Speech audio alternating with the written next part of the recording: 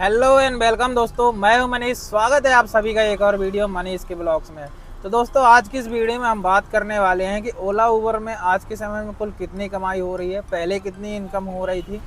तो आज यही सब जानकारी आपको करते हैं अपडेट, तब तक बने रहिए आप ब्लॉग्स में। तो सबसे पहले हम आपको मिलवाने वाले हैं अभिनय अत्रे, जो कि ओला उबर में काफ़ी साल से गाड़ियाँ चला रहे हैं। तो एक छोटे से वीडियो के माध्यम से आपको जानकारी देते हैं। तो अभिनय भाई, कैसे हो आप? बिल्कुल, बहुत बढ़िया भैया। तो आप देख ही सकते हैं, इनका नाम है अभिनय हाय अत्रे। फ्रेंड्स। तो आप थोड़ा सा ऑडियंस को बताओ अपने बारे में, छोटा सा इंट्रो दो सबसे पहले। मेरा नाम अभिनय अत्रे है। मैं ओला उबर में गाड़ी चला रहा फिर भी 3 साल से। तो 3 साल में मेरे को ये समझ में आया है कि अगर अपन सही टाइम देते हैं, टाइमिंग मेन इम्पोर्टेंट है। अगर अपन लगभग 10 से 12 घंटे 10 से 12 घंटे अगर अपन करते हैं काम गाड़ी में, हाँ। तो फिर उसमें अपन को वही मान लीजिए आप 1500 से 1800 तक हो सकता है अगर आप 100, 150, 250 ऐसी राइड अगर आप करते हो तो। और अगर लंबी राइड मिल जाती है एयरपोर्ट वगैरह, तो फिर आपका लगभग 3 साढ़े 3 हज़ार तक हो सकता है। अभिनय भाई, आप सबसे पहले ये बताओ, आपके पास कौन सी गाड़ी है? मेरे पास डिजायर है, मारुति। कितनी गाड़ियाँ हैं आपके पास? 3 गाड़ियां हैं अभी मेरे पास। 3 गाड़ियाँ फिलहाल, तीनों ओला उबर में चलती हैं? हाँ, तीनों ओला उबर में चलाता हूँ। तो बाकी तो 2 ड्राइवर रखे होंगे, एक हाँ, आप खुद ही चलाते हैं? 2 ड्राइवर हैं, एक ड्राइवर है और एक मेरा भाई है और एक मैं खुद ही चलाता हूँ। अच्छा, तो तीनों को मिला के लगभग कुल मंथली कुछ एवरेज बता सकते हैं कितना? मंथली फिर भी तीनों को मिलाकर गाड़ी की क्या टूट फूट भी होती है, ड्राइवर का खर्चा और सीएनजी वगैरह निकाल के टोटल मान लीजिए आप 1 लाख लगभग कम से कम होता है बचत में। हाँ, बचत सारा में, खर्चा सब काट कुछ के ड्राइवर का पेमेंट हाँ। और सारा। तो आपको 3 साल हो गए हैं जैसे गाड़ी चलाते हुए, तो 3 साल में आप क्या कहना चाहते हैं, कैसा एक्सपीरियंस है आपको? पहले कैसा काम था और अभी क्या कैसा काम चल रहा है? पहले स्टार्टिंग में थोड़ा कम था और अभी तो क्या है कि मार्च क्लोजिंग चल रही है, तो अभी मार्च में तो आपको भी मालूम थोड़ा सा डाउन रहता है, लेकिन सीजन में काम बहुत अच्छा रहता है। आप एक गाड़ी से दिन का कम से कम बचत में बता रहा हूँ आपको 2000 बचा सकते हैं सीएनजी और ड्राइवर सारा का खर्चा काट के 2000-2500 के आसपास लगभग, अगर आप 12 से 14 घंटे समय देते हैं। बिल्कुल हाँ, 12 से अगर आप टाइमिंग को अगर आप देखेंगे गिनेंगे तो पैसा नहीं आना है। थोड़ा सा 15-16 घंटे भी अपन देते रहेंगे तो उसमें अपन अच्छा, समय के हिसाब से, मतलब काम के हिसाब में कहाँ क्या कैसा काम है। कभी कम है, कभी ज्यादा है, कभी कम है, कभी ज्यादा है। काम ऐसा है कि कोई फिक्स तो रहता नहीं है। फिक्स रहता नहीं है कि कब कौन सी क्या राइड आ जाए, अपन को फिक्स नहीं है। बस अपना 100% अपने काम को अगर अपन देते हैं तो आराम से मैं बोलता हूँ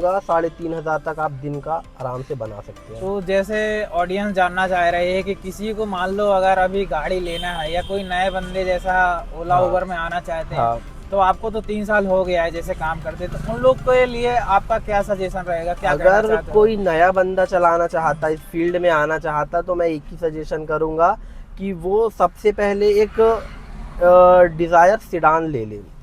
नई गाड़ी लेना चाहिए उसको या सेकंड हैंड लेना चाहिए? वो अपने बजट के ऊपर डिपेंड करता है। जैसे कि अगर अपना बजट है कि 2.5 लाख रुपए अपन डाउन पेमेंट देकर सीएनजी ही गाड़ी ही लेना है, सेकंड हैंड लो या तो फिर न्यू लो, पर सीएनजी लेना है। क्योंकि देखो अपने इस काम में अपन इन्वेस्टमेंट कम रहेगा तो अपन कमा पाएंगे। अगर अपन पेट्रोल व्हीकल लेते हैं तो उसमें अपन को आधा ही मार्जिन निकलता है और लॉस ज्यादा होगा। लॉस ज्यादा होता बचत जो है अपन को क्या, टैक्सी लाइन वालों को सीएनजी प्रॉफिटेबल रहने चाहिए। बिल्कुल, माइलेज जितना ज्यादा गाड़ी का माइलेज मिलेगा उतना ज्यादा आपको प्रॉफिट होगा।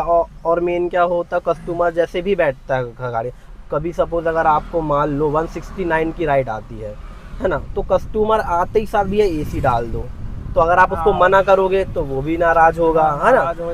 तो हाँ, तो बोलेगा नहीं जाना है, बिल्कुल कैंसिल होगी। और राइड कैंसिल होती है तो अपने परफॉर्मेंस कम होते हैं, तो राइड रेटिंग गिरती है, तो राइड अपन को नहीं मिलती है।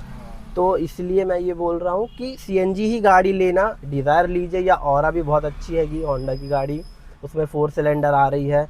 और डिजायर में जो अभी की हैगी वो हो गई है 3 सिलेंडर हो गई है, तो उसमें थोड़ा पावर कम होता है, थोड़ा सा कम है, लेकिन नई वाली डिजायर का जो है हाँ परफॉर्मेंस थोड़ा कम हो गया है, खराब कर दिया है कंपनी ने। खाली 3 सिलेंडर इंजन अपडेट कर, हाँ 3 सिलेंडर इंजन, तो माइलेज के कारण किया गया है। तो अभी हो सकता है बाद में 4 सिलेंडर फिर से कंपनियां अपडेट करे तो फिर ठीक है, बट अभी बेस्ट है वो है और आप ठीक है। Hyundai की। और क्या बताना चाहोगे, आपका 3 साल में लगभग क्या कैसा एक्सपीरियंस रहा? एक्सपीरियंस 3 साल में अच्छा था, अर्निंग वगैरह होती है। मैंने आप सभी को फर्स्ट में बताया था कि गाड़ी अगर लेना है अपन को तो सीएनजी ही लेना है, क्योंकि जिससे आप ज़्यादा हाँ, प्रॉफिटेबल ज़्यादा रहोगे प्रॉफिट होगा, और ज़्यादा प्रॉफिट होगा तो आप हर चीज़ ज़्यादा बचा सकते हैं। पेट्रोल में कुछ भी बचत नहीं होती है। अच्छा आप ये बताइए, एक गाड़ी का एक साल में कुल खर्चा कितना होता है, पेपर खर्चा कितना होता है? पेपर खर्चा अगर अपन जोड़ते हैं तो उसमें क्या है कि पीयूसी है, ये तो नॉर्मल सभी गाड़ियों में होती है, और फिटनेस है, इंश्योरेंस सबसे महंगा होता है। टोटल आप मान लीजिए कम से कम 50,000 आप साल का पेपर वर्क पकड़ के रखिए, 50 से 60 तक लगभग पेपर खर्चा अपना हाँ, साल भर होता का है। हो जाता है। कि सबसे पहले हो गया इंश्योरेंस हो गया, फिटनेस हो गया, परमिट हो गया, है ना, पीओसी तो है तो है ही है नॉर्मल वो तो, और बाकी कुछ छोटे मोटे खर्चे होते हैं। बाकी उसके बाद वो तो टूट फिर फूट गाड़ी का वगैरह। जैसा कुछ कहीं अगर लग गई, कहीं ठोक पिट गई, या गाड़ी चल रही है तो हर महीने उसका सर्विसिंग खर्चा है। हाँ, अगर आप चला रहे हो, ड्राइवर से चलवा रहे हो तो उसके खर्चा है, ड्राइवर को तो सैलरी देना पड़ेगा। तो अभिनय भाई, आपसे ऑडियंस जानना चाहती है कि 3 साल में आपको कैसे कैसे कस्टमर मिले। मतलब आपको कहने का मतलब ये है कि अच्छे कस्टमर भी होते हैं, बुरे कस्टमर भी होते हैं। बिल्कुल। तो आपको कस्टमर के बारे में क्या कहना चाहोगे? कस्टमर देखो ऐसा है, 5 उंगलियां सेम नहीं होती है, भांति भांति के प्रकार के लोग होते हैं। तो कहीं अच्छे भी मिलते हैंगे जो आपको नहीं, यार ड्राइवर है, और कुछ लोगों की सोच ऐसी होती है, यार ड्राइवर है, मतलब कुछ लोग सोचते हैंगे छोटा ड्राइवर, बिल्कुल कोई वैल्यू नहीं देना। हाँ, लेकिन कुछ लोग ये सोचते नहीं है ये ट्रांसपोर्ट से जुड़ा बंदा हैगा, इसी के हिसाब से अपना देश में जो जितनी भी चीजें चल रही हैंगी ट्रांसपोर्ट से जो बाहर आ रही, अगर वैल्यू समझता इस चीज की, जो जानता है, तो वही ड्राइवर की वैल्यू समझता अच्छा है। आप एक बात बताओ, जैसे कई कस्टमर क्या करते हैं, फेयर बचाने के चक्कर में पिकअप लोकेशन कहीं डालेंगे, ड्रॉप लोकेशन कहीं डालेंगे, फिर बोलेंगे भैया 100-200 मीटर आगे छोड़ दो, पीछे छोड़ दो।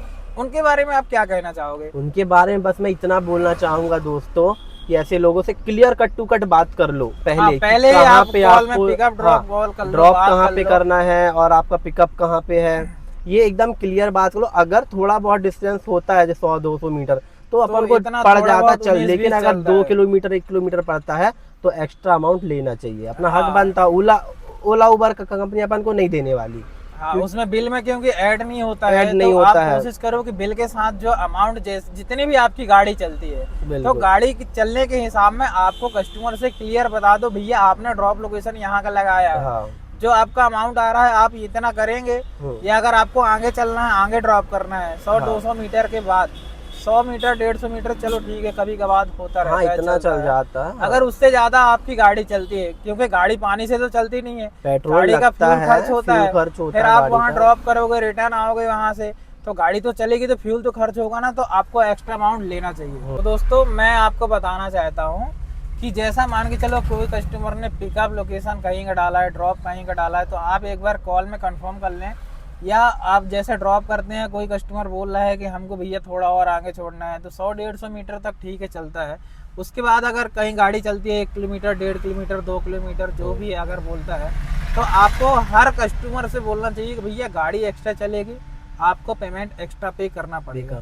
अगर नहीं करते हैं एक्स्ट्रा पे, आपको एग्जैक्ट वहीं ड्रॉप लोकेशन में वहीं ड्रॉप कर देना, आपको बिल्कुल भी एक्स्ट्रा गाड़ी नहीं चलाना है। और एक चीज़ सबसे इम्पोर्टेंट बात बताना चाहता हूँ कि जैसे कई नए लोग रहते हैं, तो उन लोग को क्या है, लोकेशन का एग्जैक्ट मालूम नहीं रहता कि आपका पिकअप मान लीजिए बोल दिए कहीं अगर लैंडमार्क है तब तो आप समझ जाओगे, कहीं रेलवे स्टेशन है, कोई होटल वगैरह का नाम बताए तो होटल वगैरह में एग्जैक्ट क्या मैप में भी सही आता है।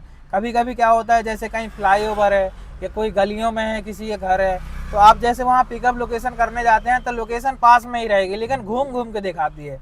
तो आप कोशिश करिए कि जिस एरिया में, जिस रूट में आप काम करते हैं, तो उस रूट का आप कोशिश करो कि लोकेशन आपको एग्जैक्ट कट टू कट पता होना चाहिए। कोई कस्टमर अगर बोलता भी है कि आपको यहाँ ड्रॉप करना है, आपने देख लिया ड्रॉप लोकेशन कस्टमर ने यहाँ का डाला है, तो आप उससे एग्जैक्ट बता सकते हैं भैया आपने लोकेशन यहाँ का डाला है, अगर आपको जहाँ आप लोकेशन बोल रहे हैं वहाँ का अमाउंट इतना कम आ रहा है, तो आपको जितना फेयर वहाँ का बनता है, जो आपको समझ में आता है, उतना रीजनेबल फेयर आप कस्टमर से बात करके जाएं, क्योंकि कंपनी आपको 1 रुपये एक्स्ट्रा पे नहीं करती है। अपडेट उसमें जल्दी नहीं होता है तो पे नहीं होता है एक्स्ट्रा। हाँ, जो अमाउंट वही होता है। हाँ, तो यही सब जानकारी है दोस्तों। और एक और बात मैं बोलना चाहूँगा, मोस्ट इम्पोर्टेंट, कस्टमर बोलते हैं कि भैया ये हमारी गली में गाड़ी चली जाती है, हाँ, ट्रक चला जाता है, ये तो चला जाता आपको कहीं भी गलियों में या छोटे छोटे पतले रास्ता है तो आपको अपनी गाड़ी का नुकसान नहीं कराना है। आप एग्जैक्ट बता दो भैया आपने ड्रॉप लोकेशन वहाँ का डाला जरूर है, लेकिन जब रास्ता ही नहीं है तो गलियों में आप बिल्कुल भी गाड़ी लेके नहीं जाएं। नहीं 100-200 रुपए के चक्कर में, 100-150, 200, 250, 500 रुपए की राइड के चक्कर में आपका 5,000, 10,000 का बहुत बड़ा नुकसान होने वाला है दोस्तों। और आप खुद से दे देखिए, कस्टमर के ऊपर मत जाइए कि ट्रक जाता है, आप खुद देखिए मेरी गाड़ी कितनी चौड़ाई है भाई, मेरी गाड़ी जाने लायक है कि नहीं, आगे से कट जाएगी कि नहीं, रास्ता है जहाँ बस तक आप उतना ड्रॉप ही। कर सकते हैं, केवल वहीं जाएं। कस्टमर की आप सुनिए 50%, अपने दिमाग की सुनिए 100%, नहीं तो आपके गाड़ी का नुकसान होगा। और 100-200 के चक्कर में आपकी गाड़ी में छोटा सा डिस्टेंस, नुकसान हो सकता है, एक छोटा सा डेंट वो बहुत बड़ा अमाउंट लेकर जाता है। हाँ। तो ये आप ध्यान रखिएगा। तो दोस्तों कैसा लगा हमारा वीडियो आप एक बार कमेंट करके जरूर बताइए। अभिनय भाई ने हमको समय दिया उसके लिए बहुत बहुत धन्यवाद, बहुत बहुत आभारी है अभिनय भाई आपके। आपका बहुत थैंक यू, आपने अपने ब्लॉग में इनवाइट किया, थैंक यू मनीष भाई। तो और क्या बोलना चाहोगे? बस यही आप सभी भाइयों से इतना ही बोलना चाहूँगा, ध्यान से चलाओ गाड़ी वगैरह, बाकी प्रॉफिट हैगा, ईमानदारी से मेहनत कर करो। हाँ, ईमानदारी से कोई अगर बंदा 12 से 14 घंटे अगर समय देता है, हाँ, तो वो अच्छा खासा अपने फैमिली का ध्यान रख सकता है, खुद का रख सकता है। बस मेहनत करना होगा एकदम ईमानदारी से, अर्निंग अच्छी होती है। बिल्कुल सही बात बोली आपने कि एकदम बिल्कुल मेहनत हर एक काम में होती है। हाँ, टैक्सी लाइन में थोड़ा सा ज्यादा मेहनत ज्यादा होती है, क्योंकि तरह तरह के लोग मिलते हैं अपन को, उनसे फेस करना पड़ता है। तो दोस्तों मिलते हैं किसी नेक्स्ट वीडियो में, नेक्स्ट ब्लॉग के साथ। तब तक के लिए जय हिंद, जय भारत, जय श्री राम, जय श्री राम, धन्यवाद।